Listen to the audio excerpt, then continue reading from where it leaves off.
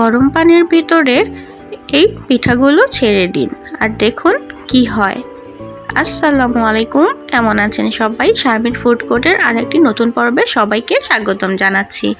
আজকে আমি তৈরি করে দেখাবো মেরা পিঠা বা দোল্লা পিঠা। যে নামে ডাকেন না কেন, পিঠাগুলো খেতে কিন্তু অসাধারণ লাগে। ভালো লাগলে সবাই আমার চ্যানেলটি সাবস্ক্রাইব করে অল বাটন অন করে দিবেন আর অবশ্যই একটা লাইক কমেন্ট শেয়ার করে দিবেন। এখন চলেন আমরা পিঠাটা তৈরি করি। এখন আমি এখানে গরম পানি নিয়েছি 2 কাপ। এখন আমি 1 কাপ কুচি করে রাখা গুড় দিয়ে দিলাম। এখন আমি নারকেল কুচি দিয়ে দিব। নারকেলগুলোকে আমি এইভাবে কুচি করে নিয়েছি, আপনারা দেখলেই বুঝতে পারবেন।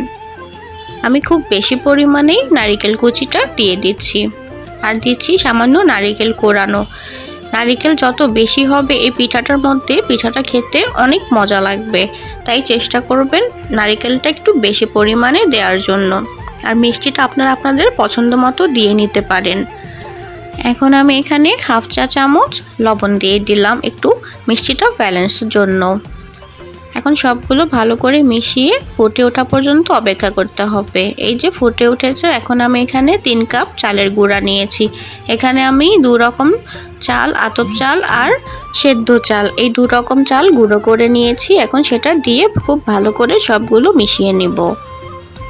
চুলার ওপর রেখেই এখন সবগুলো ভালো করে মিশিয়ে নিচ্ছি। খুব ভালো করে মেশাতে হবে। যদি পিঠার ডোটা খুব সুন্দর হয় তাহলে পিঠাগুলোও কিন্তু সুন্দরভাবে তৈরি হবে আর খেতেও অনেক ভালো লাগবে। চেষ্টা করবেন পিঠার ডোটা ঠিকমতো তৈরি করার জন্য। এখন আমি চুলা থেকে নামিয়ে 10 মিনিটের জন্য ঢেকে দিয়েছি। এই 10 মিনিটে চালের আটাগুলো খুব ভালোভাবে সিদ্ধ হয়ে যাবে। এই যে 10 মিনিট পরে আমি সবগুলো মথে একটা নরম ডো তৈরি করেছি। এখন এখান থেকে অল্প করে নিয়ে আমি এখন পিঠার শেপ দিব গোল গোল করে। এই যে 2 হাত দিয়ে এভাবে চেপে চেপে কিন্তু একটা গোল বলের মতো তৈরি করতে হবে।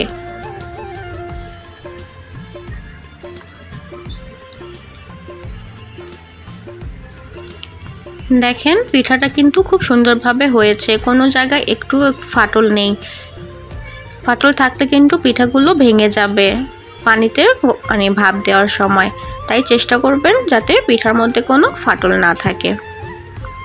আপনারা এভাবেও তৈরি করতে পারেন।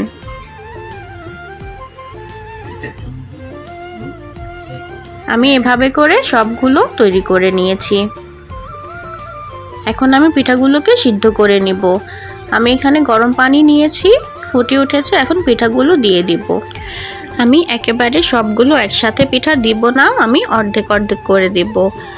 একসাথে দিলে পিঠাগুলো ভেঙে যেতে পারে, সেই কারণে আপনারাও একেবারে পিঠাগুলো দিবেন না। এই যে এখন আমি নেড়ে চেড়ে পিঠাগুলোকে সিদ্ধ করে নিব।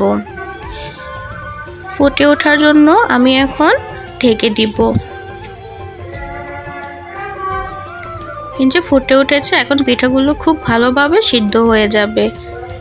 এই যে দেখেন পিঠাগুলো কিন্তু সিদ্ধ হয়ে গিয়েছে। এখন আমি তুলে নিব একটা ছাঁকনির সাহায্যে। দেখেন পিঠাগুলো কিন্তু একটু ফুলে বড় হয়ে গিয়েছে।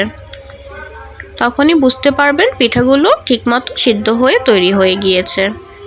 আমি এখন সবগুলো পিঠা তুলে নিচ্ছি।